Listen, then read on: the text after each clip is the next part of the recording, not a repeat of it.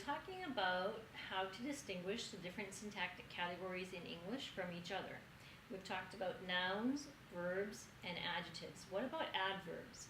Adverbs are words that are thought to describe something other than a noun, because what is a word that describes a noun? Necessarily, it's an adjective. So, if you have a sentence like, Bill left quickly. What is quickly doing here? Is quickly telling you something about Bill? It's not that Bill is quickly, right? It's that the action of leaving applies in a quick manner. So in this sentence, the word quickly is modifying the verb left. In other words, it's adding extra information about how this leaving took place, in what manner it took place.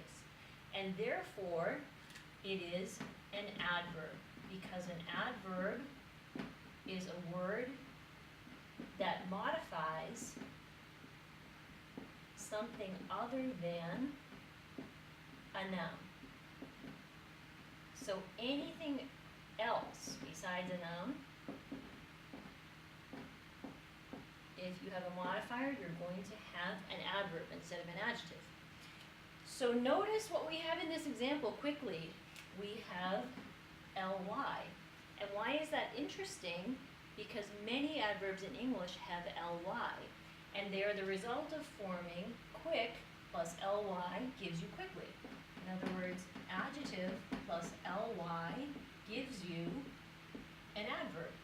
So try to think of a couple of other examples that work the same way, a couple of other words that have ly, and see if in an example sentence they're functioning to modify something other than a noun. So you can take a pause if you want to do that. Okay, so you have come up with some examples of words that take ly and that seem to be describing something other than a noun. What could that be? It could be an adjective, it could be a verb, it could be an adverb itself, it could be a preposition, whatever, as long as it's not a noun. So, for example, if you had, she cried softly. And we think about what is softly doing in this sentence. It's describing the event of crying. It's describing the verb cry.